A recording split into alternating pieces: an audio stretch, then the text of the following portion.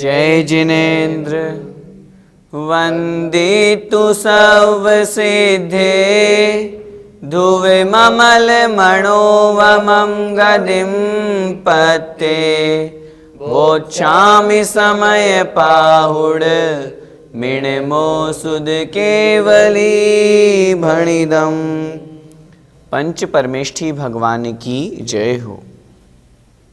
समयसार महान ग्रंथादिराज का निर्जराधिकार चल रहा है। हम ज्ञानी जीव का स्वरूप पढ़ रहे हैं।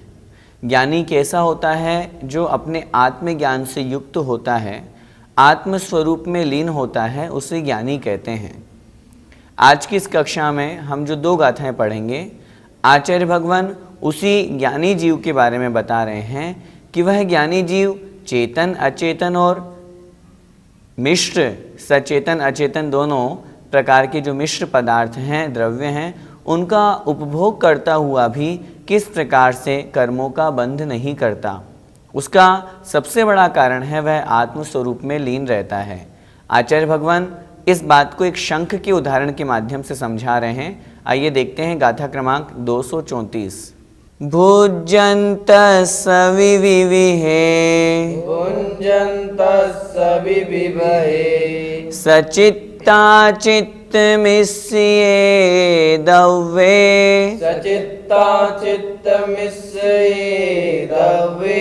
शंखस्य सेद भावो न विसक्कदि किण्णगो कादुम। बोलिए, भुञ्जन्तस्स विविहे सचित्ता चित्तमिस्ये दव्ये शंखस्य सेद भावो न विसक्कदि किण्णदो कादुम। भुञ्जन्तस्स विविहे सचित्ता चित्तमिस्ये दव्ये शंखस्य सेद भावो न विसक्कदि किण्णदो कादुम। आइए गाथा का अर्थ देखते हैं। भुञ्जन्तस्स विविहे, भुञ्जन्तस्स अर्थात उपभोग करने वाले, भोग करते हुए भी, विविहे अर्थात अनेक प्रकार के। किनका भोग करते हुए? सचित्ता चित्त मिस्ये दव्ये। सचित्त अचित्त अर्थात सचित्त जीव सहित, अचित्त अर्थात जीव रहित, और मिस्ये अर्थात सचित्ता चित्त मिश्र, दव्य अर्थात द्रव्यों को। सचित्त अचित्त और सचित्ता चित्त अर्थात मिश्र द्रव्यों को उपभोग करने वाले कैसे हैं वे द्रव्य? अनेक प्रकार के। सचित्त अचित्त और सचित्ता चित्त, इस प्रकार अनेक प्रकार के द्रव्यों को उपभोग करने वाला शंखस्य सेद भावो, शंखस्य अर्थात शंख का, सेद भावो अर्थात श्वेत भाव, शंख का श्वेतपना। नविसक्कदि किण्णगो कादुम, नविसक्कदि प्राप्य नहीं है अर्थात शक्य नहीं है। किण्णगो अर्थात कृष्ण रूप में, कादुम अर्थात करने के लिए। अर्थात शंख के द्वारा सचित्त अचित्त और सचित्ता चित्त अनेक प्रकार के द्रव्यों का उपभोग किया जाता है, लेकिन उनका उपभोग करने के बावजूद भी वह जो उपभोग शंख वहाँ कर रहा है, वह उपभोग उस शंख को कृष्ण करने में अर्थात काला करने में समर्थ नहीं है। वह शंख अपने श्वेत स्वभाव को नहीं छोड़ता है। शंख का श्वेत स्वभाव काला नहीं होता है। क्या मतलब? आचार्य भगवान शंख का उदाहरण देकर के ये समझाने का हमें प्रयास कर रहे हैं कि जिस प्रकार शंख है वह काला पीला किसी भी प्रकार का चेतन अचेतन और मिश्र इन सब द्रव्यों का उपभोग करता है, लेकिन फिर भी वह अपने श्वेत भाव को नहीं छोड़ता है। कोई भी द्रव्य या उपभोग करने वाला जो द्रव्य है वो उस शंख को कृष्ण रूप में परिणमन कराने में समर्थ नहीं हो सकता। वह शंख तो श्वेत का श्वेत ही बना रहता है। इस प्रकार इस गाथा में आचार्य भगवान एक दृष्टांत दे रहे हैं। अगली गाथा में इस दृष्टांत का हम दृष्टांत पढ़ेंगे, सिद्धांत पढ़ेंगे कि उसी प्रकार ज्ञानी जीव भी किसी भी प्रकार के पदार्थों का उपभोग करने पर भी अपने ज्ञान स्वभाव को नहीं छोड़ता है। आइए एक बार फिर से गाथा का अर्थ समझते हैं। भुंजन्तस्य विविहे, भुंजन्तस्य अर्थात उपभोग करने वाले, विविहे अनेक प्रकार के, कैसे पदार्थ, सचित्त अचित्त मिश्रिय द्रव्य, सचित्त अर्थात जीव सहित सचेतन, अचित्त अर्थात जीव रहित अचेतन, और मिश्रिय अर्थात मिश्र सचित्ता चित्त, ऐसे द्रव्य अर्थात द्रव्यों को, अनेक प्रकार के द्रव्यों का उपभोग करने वाले, शंखस्य अर्थात शंख का, स्वेद भावो जो श्वेत भाव है, जो श्वेतपना है, जो सफ़ेद पना है, उस श्वेत पने को किन्नदो कादुम काले करने में नविसक्कदी कोई भी शक्य नहीं है, अर्थात उस शंख के सफ़ेदपन को कोई भी काला नहीं कर सकता। इस गाथा का भावार्थ देखें। अनेक प्रकार के सचित्त अचित्त और मिश्रित द्रव्यों का उपभोग करने वाले शंख का श्वेत भाव कृष्ण नहीं किया जा सकता, अर्थात वह हमेशा श्वेत का श्वेत ही बना रहता है।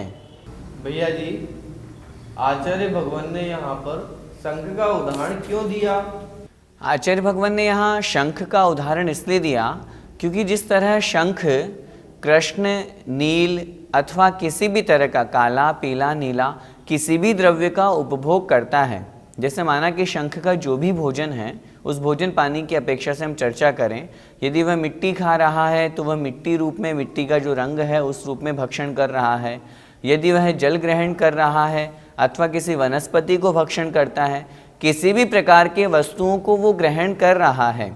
शंख कूड़े में भी रखा हुआ है, कचरे में, गंदगी में, कीचड़ में भी पड़ा हुआ है, समुद्र के किनारे भी पड़ा हुआ है, तो वह सचित्त अचित्त और दोनों से मिश्रित पदार्थों को ग्रहण कर रहा है।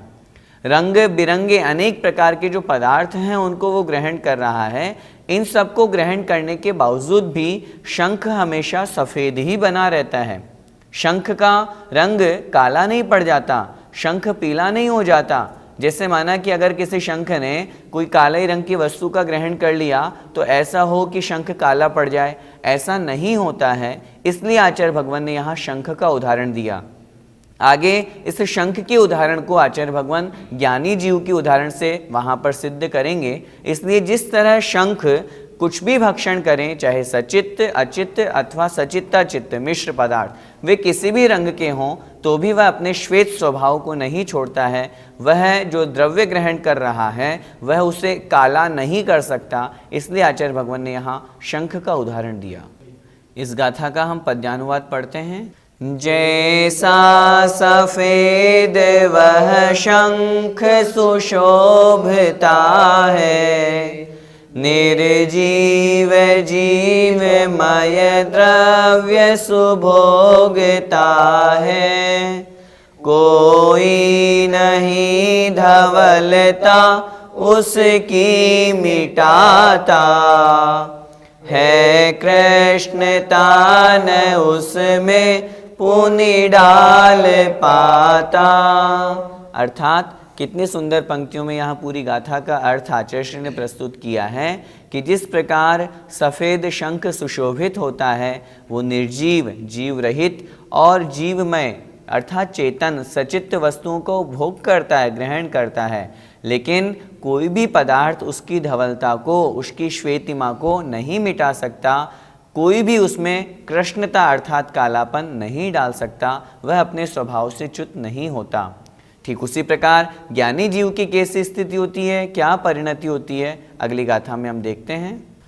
तहणाणे सविविहे, तहणाणे सविविहे, सच्चित्ताचित्त मिश्रिये द्रव्ये, सचित्ताचित्त मिश्रिये द्रव्ये, भुञ्जन्तस्य वीणाणं, भुञ्जन्तस्य वीणाणं, णविसक्कदिरागदं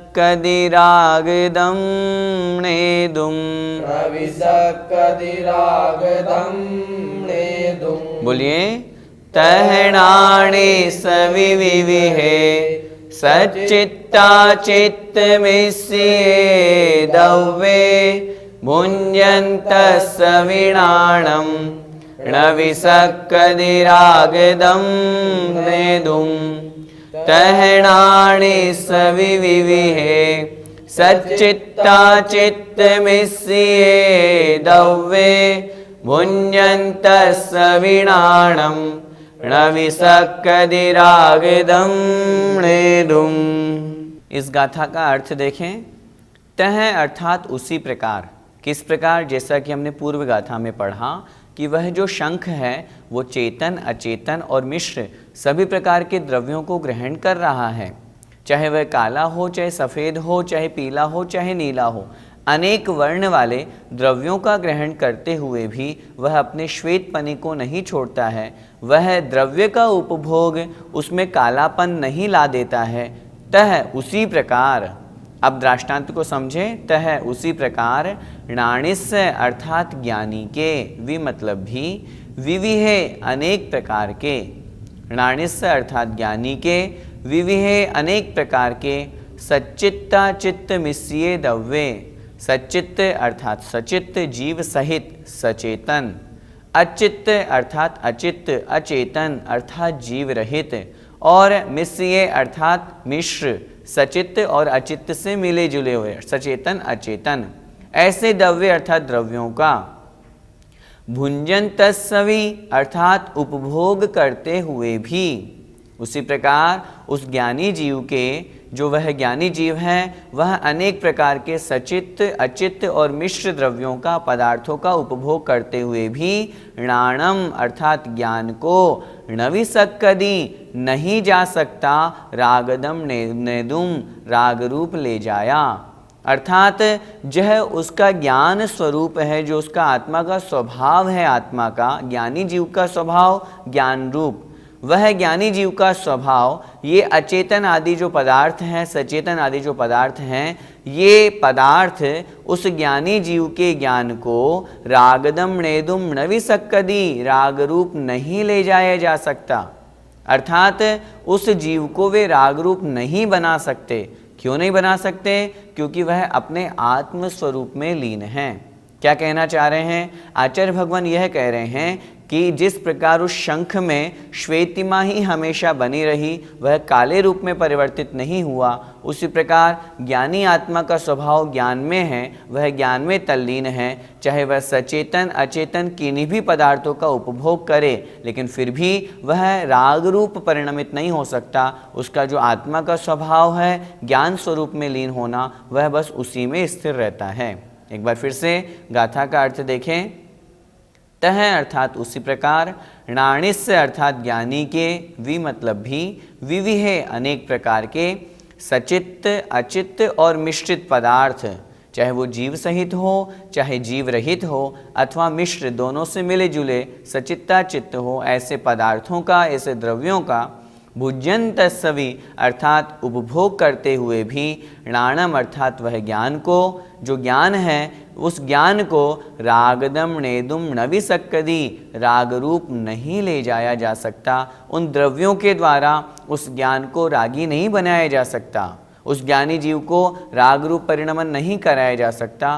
क्यों नहीं कराया जा सकता? जिस प्रकार उस शंख के द्वारा या उस शंख को उन द्रव्यों ने, वह शंख काला पीला नीला सब कुछ ग्रहण कर रहा है, लेकिन फिर भी वह कालेपन को प्रकट नहीं होता है, कालेपन को प्राप्त नहीं होता है। ठीक उसी प्रकार वह ज्ञानी जीव ज्ञान स्वरूप में लीन है, आत्म स्वरूप में लीन है, वह राग भाव रूप में परिणमित नहीं हो सकता।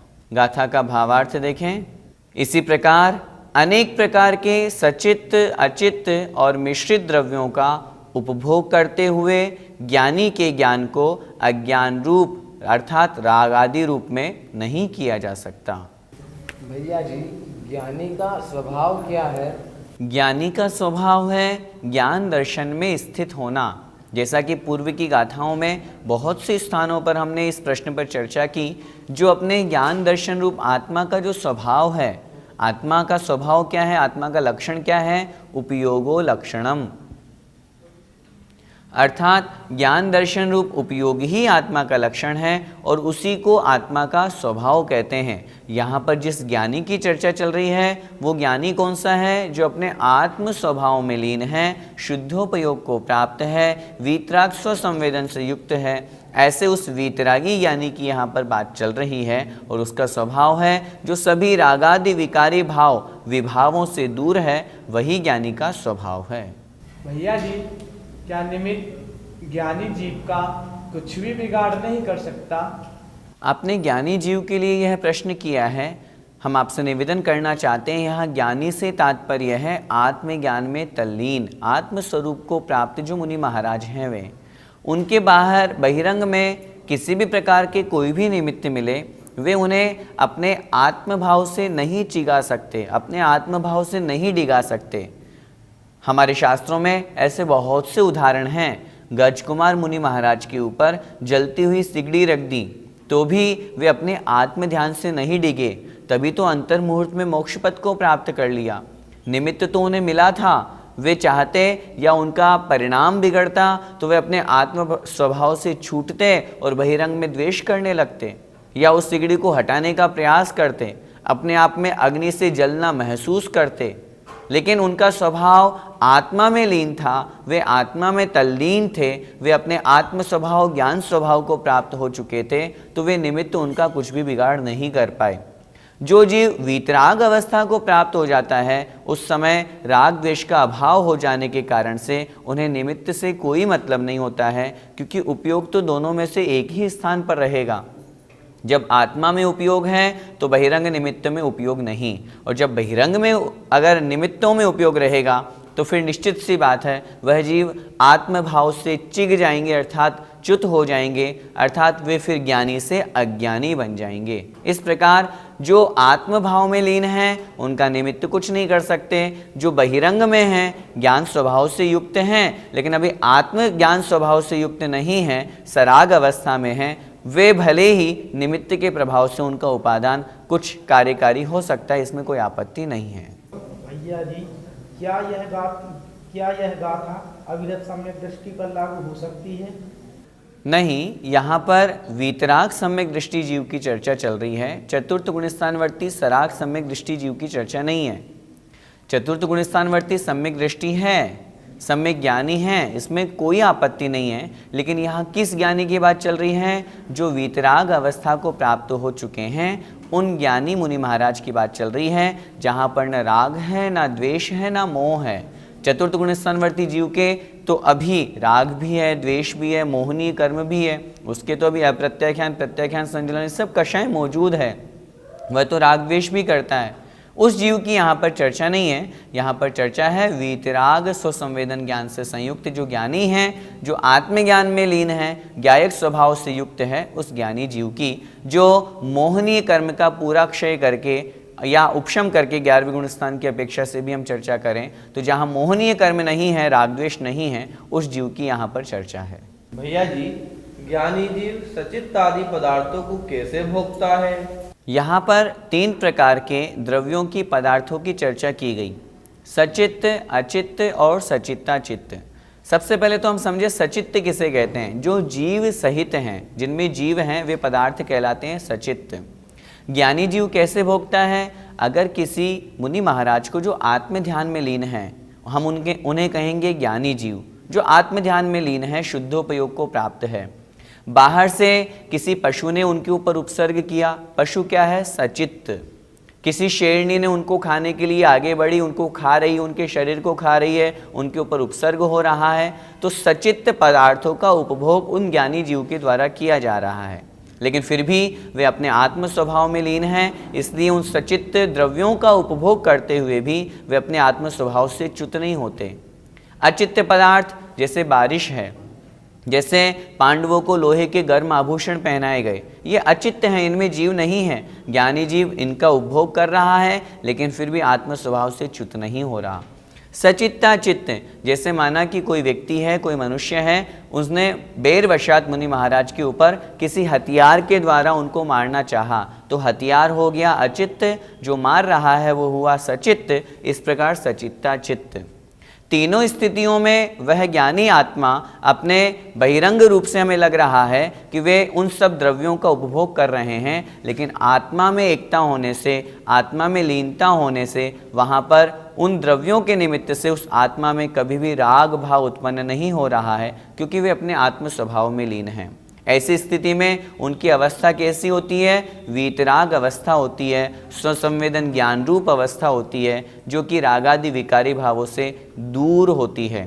आज की कक्षा में जो हमने दोनों गाथाएं पढ़ी उनका यही सार है। जिस प्रकार शंख, कृष्ण, नील आदि अनेक प्रकार के द्रव्यों का उपभोग करता हुआ भी सचेतन अचेतन, सचेतन अचेतन दोनों प्रकार के मिश्र सभी द्रव्यों का उपभोग करता हुआ भी कभी काला नहीं पड़ता, सफ़ेद ही बना रहता है, उसी प्रकार ज्ञानी जीव होता है। सभी प्रकार के द्रव्यों का उपभोग करते हुए भी वह अपने ज्ञान स्वभाव को नहीं छोड़ते हैं, राग रूप में परिणमित नहीं होते हैं, बल्कि अपने आत्म स्वभाव में ही तल्लीन रहते हैं। यही आज का सार है। इस गाथा का पद्यानुवाद पढ़ते हैं। नाना अचेतन सचेतन भोग भोगे, ज्ञानी मुनीश मुनि के व्रत पा अनोखे, ऐसा विबोध मुनि का डिग क्यों सकेगा, रागाभिभूत कर कौन उसे सकेगा। बहुत सुंदर पंक्तियां हैं। वास्तव में आचार्य श्री ने जो पद्यानुवाद किया है उसमें पूरी गाथा समझ में आ जाती है। यहाँ स्पष्ट कह रहे हैं, जो मुनि के व्रतों को पालन करके मुनि महाराज ज्ञानी ज्ञान भाव में, आत्म भाव में लीन हो जाते हैं, वे चाहे सचेतन अचेतन अथवा मिश्र अनेक प्रकार के वस्तुओं को उपभोग करते हुए भी उन मुनि महाराज को जो आत्म स्वभाव में लीन हैं, उन्हें कौन डिगा सकता है, कौन उन्हें रागादि रूप में कर सकता है? क्यों नहीं कर सकता? क्योंकि अब वे अपने स्वभाव को प्राप्त हो चुके हैं, और स्वभाव को जिसने एक बार प्राप्त कर लिया वो फिर वापस पुनः विभाव को प्राप्त नहीं होता। जय जिनेन्द्र। मानक चंद, कमला देवी, राकेश, नीतू, ऋषभ, सौम्या एवं आयुषी मुशरफ, B123, सेठी कॉलोनी, जयपुर, राजस्थान। श्री जनार्दन प्रसाद जी, श्रीमती पतंती देवी, मुकेश कुमार, साक्षी, ईशा, मोना खंधार, श्री किशोर खंधार, श्रीमती सुषमा खंधार, परिमल खंधार, अहमदाबाद। शुल्लक 105 श्री ज्ञान सागर जी महाराज की पुण्य स्मृति में श्रीमती शांति देवी छाबड़ा, पटना, बिहार। ईसरी पारसनाथ एवं उनके पुत्र पुत्रवधू श्री अशोक उमा, पटना। श्री विनोद बबीता, गुवाहाटी। श्री सुनील शालू, पटना। ब्रह्मचारी संजय भैया, ईसरी। श्री अभय मेघना, चंडीगढ़। श्री आलोक मेघना, वडोदरा।